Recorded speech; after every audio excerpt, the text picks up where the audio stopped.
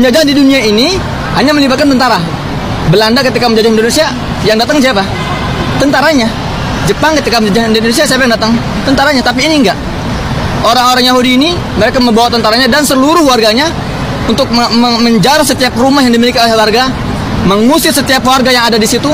Intinya mereka ingin mengusir seluruh warga Palestina dan digantikan dengan orang-orang Yahudi di sana, Zionis. Orang-orang Yahudi ini, mereka membawa tentaranya dan seluruh warganya untuk menjarah setiap rumah yang dimiliki oleh warga, mengusir setiap warga yang ada di situ.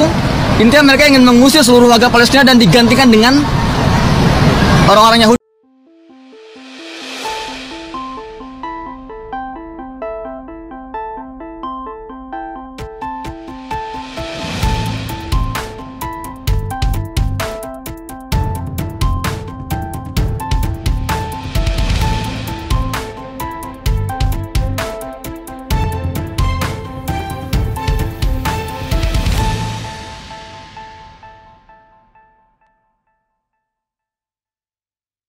Shalom, Om Swastiastu, nama budaya, salam kebajikan,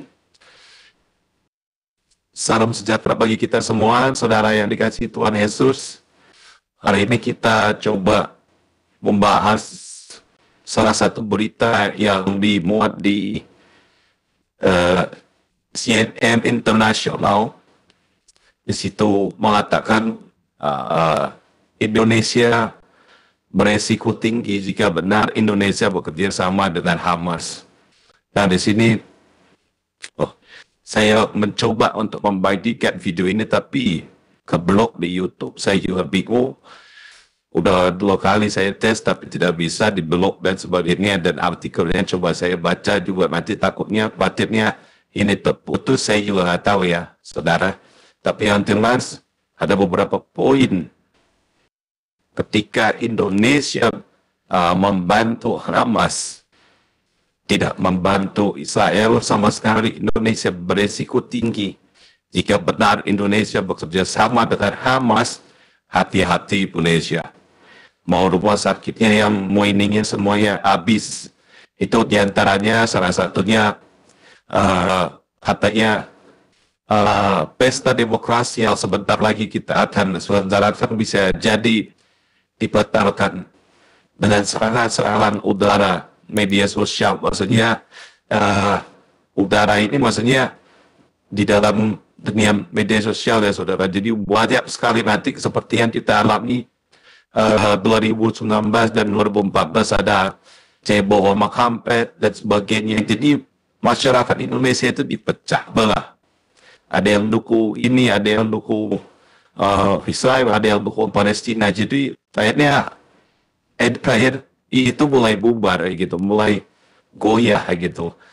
Ideologi keluar, organisasi yang dulunya sudah dibekukan oleh Pak Jokowi dan pemerintah kita akhirnya muncul lagi, saudara. Itu ya. Salah satunya muncul di tiap-tiap pilpres. Terus ditambah lagi isu Freeport yang akan bermain di 2024 ini. Jadi kita hati-hati, saudara. Berharap Indonesia tetap terus teguh juga prihatin kepada Israel gitu. Jangan selalu mendukung, membela Palestina terus gitu. Kita tahu sendiri bahwa Israel sayang kepada Palestina. Dia benci hanya kepada Hamas yang terorganisir teroris. Itu ya saudara, mari kita saksikan dulu video ini. Kalau video ini hilang di telan bumi, saya mohon maaf. Kita lanjut ke video selanjutnya, tapi nanti sampai sini penjelasan dari beliau ini sangat luar biasa sekali, saudara. Dan harus gitu, banyak media-media tidak mengangkat, apalagi media mainstream di Indonesia tidak mengangkat video ini. Saya bingung. Sedangkan di media luar faktanya itu semuanya seleweran semuanya, berita-berita itu. Jadi sepertinya di Indonesia itu diblok, saudara. Artinya Indonesia tidak mau berbagian di hati kemanusiaan di Israel. Padahal korban juga ada di Israel. 1.400 orang meninggal pada tanggal 7 Oktober serangan pertama kali yang akhirnya dibalas oleh Israel. Itu ya. Itu saudara, mari kita saksikan dulu video berikut ini. Penjajahan di dunia ini hanya melibatkan tentara. Belanda ketika menjajah Indonesia, yang datang siapa? Tentaranya. Jepang ketika menjajah Indonesia, siapa yang datang? Tentaranya. Tapi ini enggak.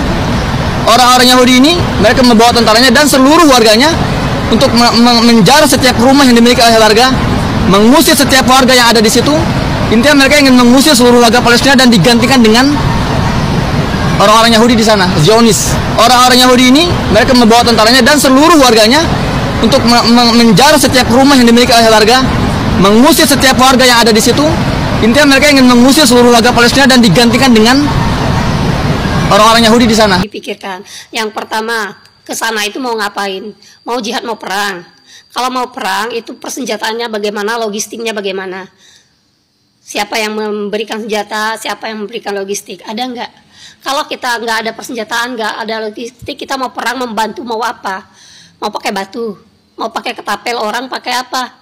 Orang pakai roket, jarak tempuhnya dari negara sini ke negara sana. Yang kita pakai batu, melempar tuh nggak mati orang. Jadi sebelum ke sana itu berpikir dulu logistiknya. Jangan-jangan di sana cuma ngerepotin orang nanti. Cuma ngerepotin orang, nggak bisa berbuat apa-apa. Jadi semua itu ya, mau perang mau apa tuh butuh dana, butuh uang, butuh persenjataan. Kalau misalnya dari kemarin-kemarin orang warga Palestina itu istilahnya punya persenjataan, saya rasa warga sipil mereka sudah dipersenjatai. Ya, warga sipil mereka sudah dipersenjatai. Jangan-jangan di satu sisi mereka aja persenjataan aja kekurangan. Ya. Jadi kalau kita datang ke sana hanya sekedar merepotkan atau mengantarkan nyawa, lebih baik kita di sini, di Indonesia, menjaga Indonesia aja, ya, menjaga kerukunan. Ya, bukan saya tidak setuju dengan panggilan jihad, ya, tetapi juga panggilan jihad juga harus disertai dengan logika. Tidak cukup dengan Allahu Akbar kita melawan orang-orang pakai roket, ya. Kita pakai apa? Pakai batu, pakai panah, pakai kuda. Nggak masuk lagi. Kalau zaman Nabi dulu kita pakai kuda. Kalau sekarang orang pakai drone, pakai pesawat, pakai roket. Ya, mohon maaf ya, itu hanya opini dan pemikiran saya yang awam ini terhadap peperangan, tetapi saya rasa itu harus dipikirkan dulu sebelum mengajak orang untuk berjihad. Bertahun-tahun cuman itu. Kita siap akan berangkat ke sana. Setiap tahun itu, Bahar punya mulut. Kalau belum ada kesiapan untuk berangkat, jangan menipu orang lain dengan cara jihad kita akan datang. Jangan. Bilang aja, kita mau nyari sumbangan untuk Palestina, 20% untuk kita. Sisanya kita kirim atau tidak ya. Bilang aja gitu, Bar. Saudara-saudara semua, kita di sini hadir untuk membela Palestina. Ini yang berkumpul di sini. Saya ingin ajak kepada semua. Sekarang ini tension tinggi di Timur Tengah.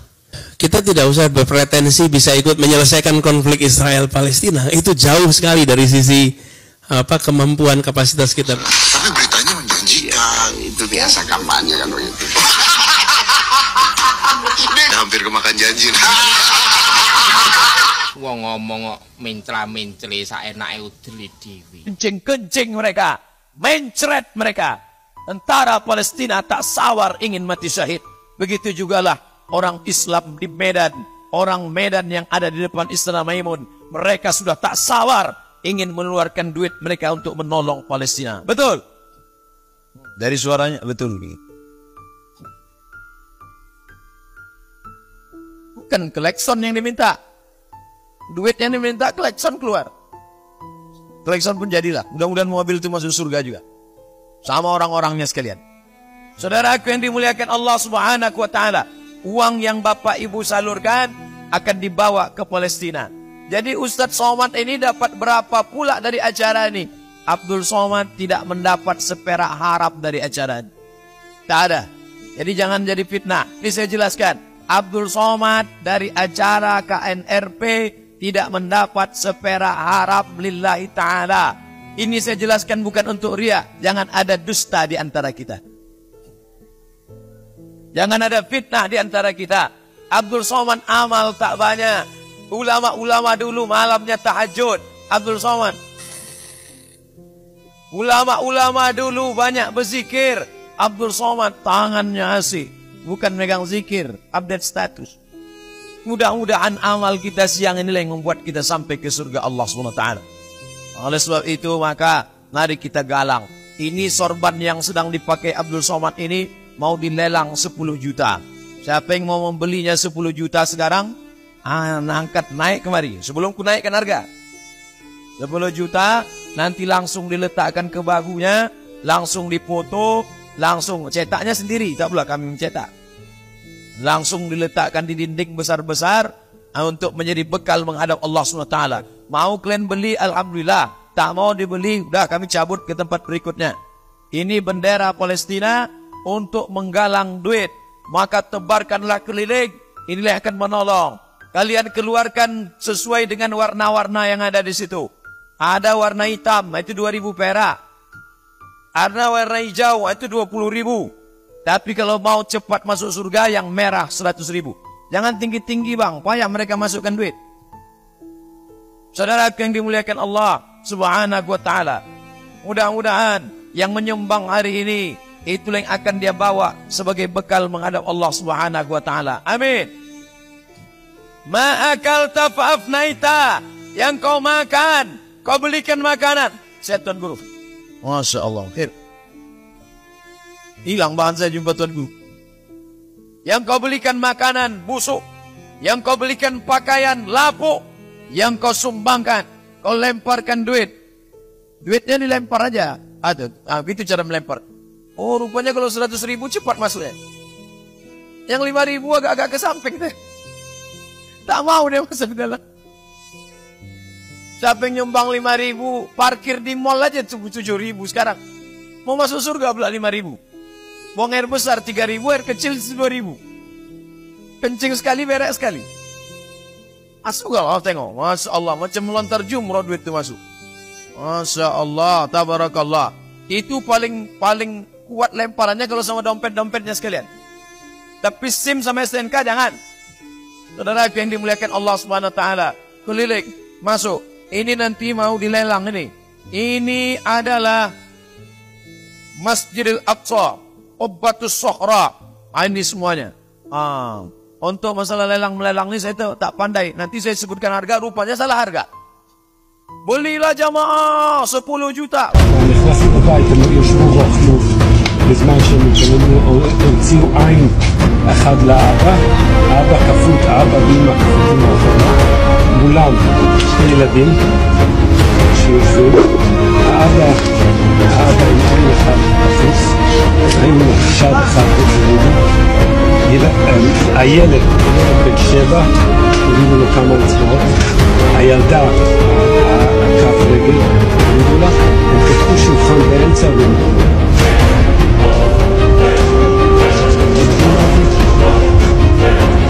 זה פשוט לא יאומן. לקחים אחר כך, שהבריון פשוט כולה, התינוק, בפנים, הם מסכים. אחרי זה ידעו למחר.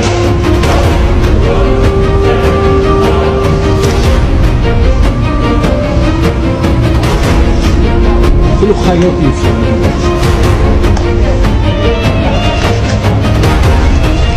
זה לא יאומן משהו. מה שראו פה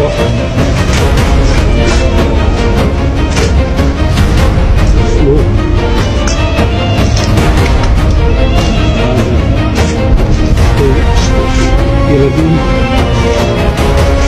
10 ו10 ידיים מאחורה אפילו לא יורים סיפור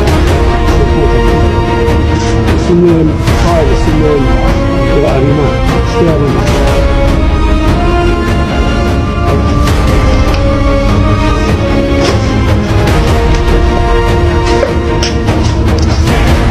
kan tentara Belanda ketika menjajah Indonesia yang datang siapa?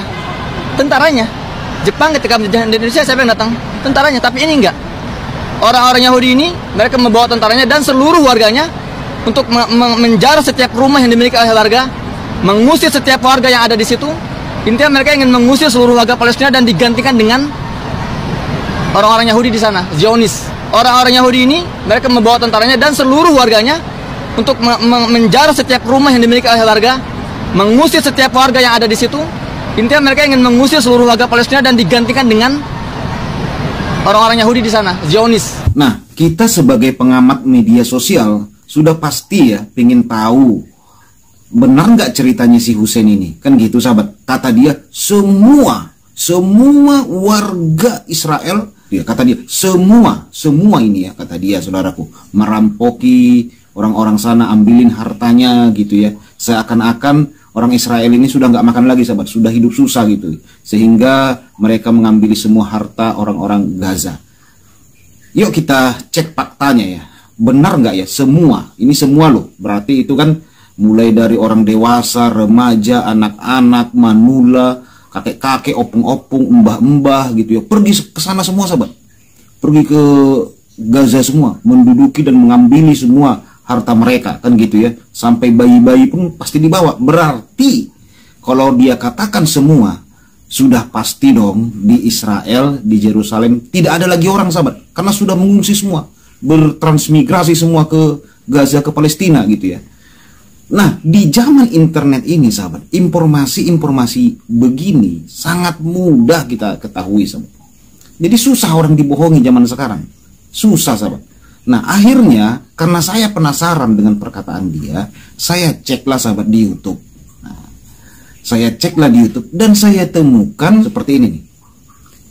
Nah, saudara lihat gambar ini ya. Channel ini setiap beberapa hari selalu buat live keadaan di Israel gitu ya, di kota-kota Israel. Saya senang nonton channel ini sahabat, karena banyak hal-hal yang tidak kita ketahui di Israel, karena dia adalah orang Israel ya. Nah, ini dia baru bikin live 1 hari yang lalu, musim gugur di Israel. Lihat nih, rame mobil-mobil sahabat, banyak orang-orang. Nah, ada lagi nih. Nah, sekarang kita cek faktanya 4 hari yang lalu. Nih, di Yerusalem. Lihat nih sahabat, malam hari. Rame tuh, ada yang bawa bendera Israel tuh. Coba kita cek videonya ya, saya cepatin saja videonya sahabat. Kita cek videonya gimana. Apakah memang sepi? Ramenya. Kok kata si Hussein ini katanya orang sudah nggak ada lagi di Israel, semua sudah pergi ke Palestina, ke Gaza sana. Semua orang kata dia sahabat, video lah. Ramenya. Masih di Israel ini orang ini semua. Lihat kotanya itu sahabat, megah sekali. Apa iya orang Israel kekurangan sahabat sehingga harus merampoki? Rame orang kan, nggak sepi tuh. Kalau kata si Hussein kan semua gitu loh, semua. Berarti orang di Israel nggak ada lagi sahabat. Rame kok. Tuh, malam hari kan rame. Itu malam loh, belum siang hari. Jadi saya heran ya, Hussein ini kok begitu berpengaruh sekali saya lihat di negeri ini. Ya bisa dikatakan setiap waktu masuk televisi, dan semua ucapannya bisa dipercaya oleh media-media. Ucapan dia saya lihat banyak sekali saudaraku yang ngawur gitu loh. Kalaulah memang dia aktivis kemanusiaan, seharusnya dia menghargai aktivis lainnya. Karena kita lihat ya, di Palestina, di Gaza itu banyak kok aktivis agama lain selain Islam. Lihat di media-media sosial itu sahabat, ada juga yang Kristen, ada yang Hindu, ada yang Buddha, kan gitu sahabat. Iya, ada juga orang-orang Yahudi dari Palestina. Nah, kalau perkataan dia ini kan menghina-hina Yahudi, apa nggak tersinggung orang Yahudi di Palestina? Katanya semua merampoki. Perkataan dia ini lihatlah saudaraku, foto ini ya, istrinya sampai bengong gitu loh. Saya hormati kegiatan dia sebagai aktivis kemanusiaan, kita hormati sahabat. Orang yang mau terjun ke lapangan ini kita hormati. Nah, walaupun dia katakan dia siap mati, siap ini, akhirnya datang juga ke Indonesia gitu ya. Seharusnya ditolak dong. Nah, seharusnya ditolak karena dia sudah bernazar siap mati buat Palestina untuk melawan Israel. Seharusnya nazar nggak boleh dilanggar kan gitu ya. Ya tetapi akhirnya balik juga ke Indonesia sahabat. Ya walaupun dibujuk-bujuk seharusnya jangan mau gitu loh. Nggak mau, ini adalah nazarku kepada Tuhanku. Aku tidak mau, Ku tolak semua permintaan dari pemerintah. Seharusnya begitu, karena nazar itu nggak boleh dilanggar. Kan begitu sahabat. Di zaman internet ini masih berbicara bohong-bohong begitu saudaraku. Mudah kita cari faktanya, data-datanya mudah kita cari sahabat. Kalau semualah dia katakan pergi ke Gaza sana mengambil semua harta-harta, mengambil semua keperluan dia tinggali kan saudaraku, sudah pasti Israel sepi. Orang semua udah pergi ke sana. Nyatanya dari beberapa video yang kita ketahui dan live penduduk Israel masih rame, kota Israel rame, Yerusalem saudaraku. Dan kita lihat mereka malam hari itu masih santai-santai, nggak ada mereka pergi merampoki. Iya saudara yang terkasih. Nah inilah penyebabnya ya, kenapa kok orang seperti ini kok ya maaf nih ya, dipelihara gitu saudara. Seharusnya ditegur lah. Kamu bicarakan yang jujur, sampaikan yang jujur saja. Kita ini orang beragama, ngomong yang jujur-jujur saja lah, meskipun menyakitkan. Pasti nanti kalau kita bohong-bohong suatu saat pasti terbongkar itu. Kalau terbongkar apa kita nggak malu? Nah seharusnya kan diingatkan kan gitu sahabat ya. Apalagi dia punya anak. Gimana kalau anaknya ngingetin dia?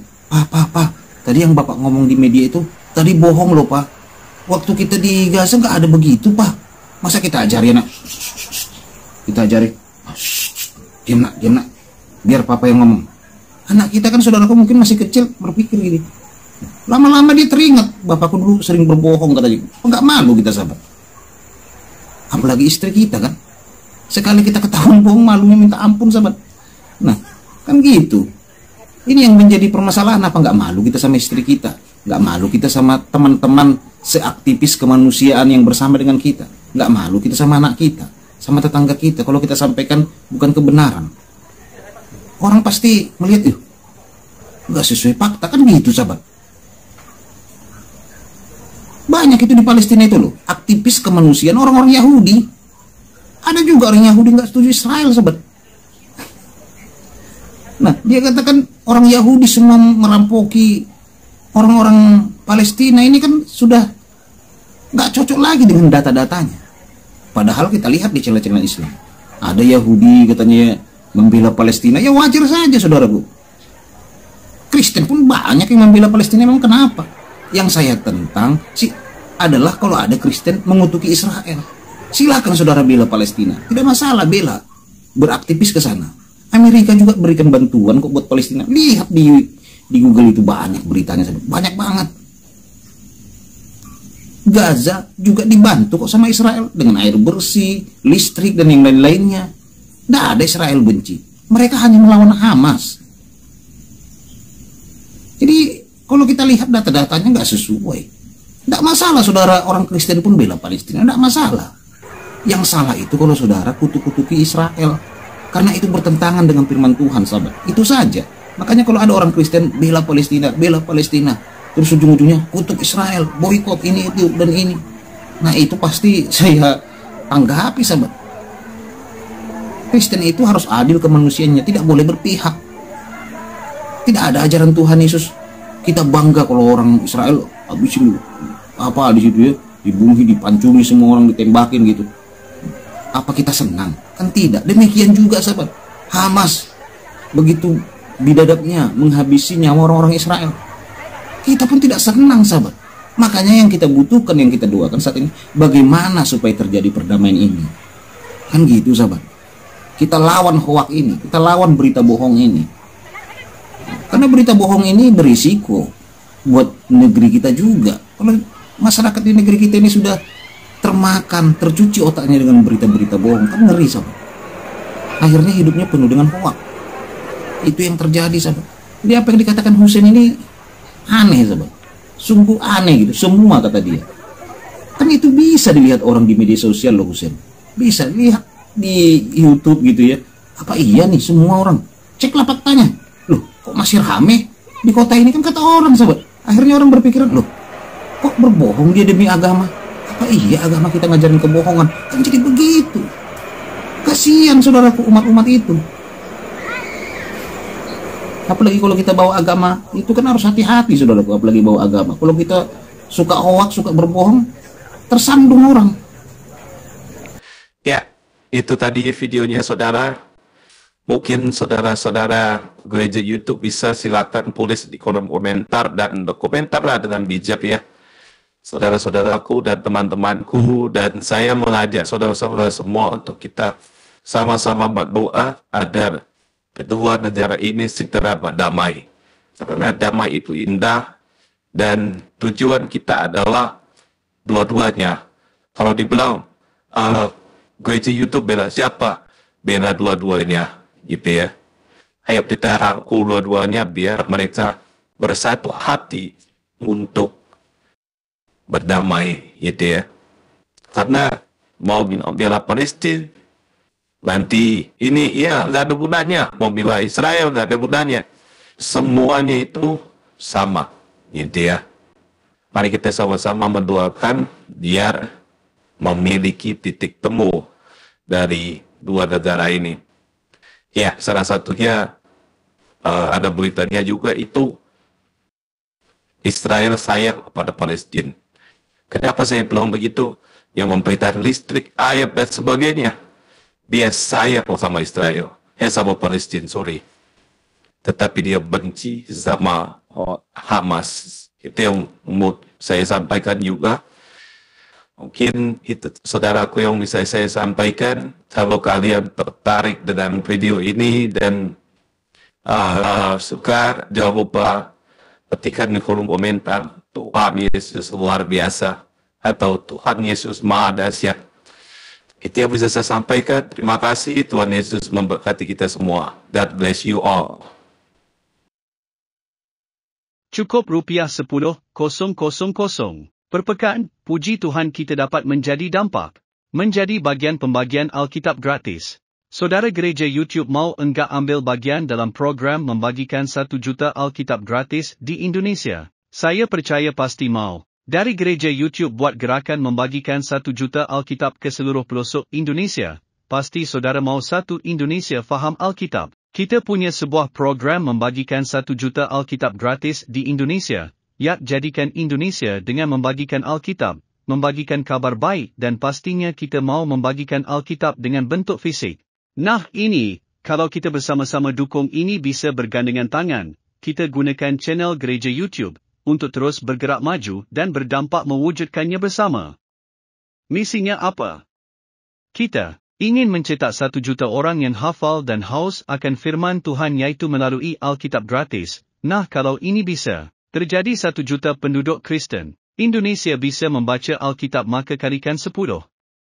Maka 10 juta orang akan membaca Alkitab, membaca firman Tuhan. Dengan itu, ini tidak akan terwujud kalau tidak dengan cara bergandengan tangan. Saudara-saudara gereja YouTube kita gunakan channel gereja YouTube untuk terus berdampak dan melayani lebih lagi. Dukung program ini, agar kita bisa membagikan 1 juta Alkitab gratis di Indonesia dengan cukup sisihkan rupiah 10,000 per pekan. Puji Tuhan kita dapat berbagi, berdampak memuliakan nama Tuhan Yesus. Yak ikutan detailnya ada di kolom deskripsi atau bisa melalui rekening gereja YouTube yang dinaungin atas nama Yayasan Cipta Pelita nomor bank BRI 04210034205666 dengan menulis P8, artinya program ke-8 gereja YouTube. Mungkin itu pengumuman kali ini. Saya Abdullah dan semua tim pelayanan di gereja YouTube dan Yayasan Cipta Pelita mengucapkan banyak terima kasih. Tuhan Yesus memberkati.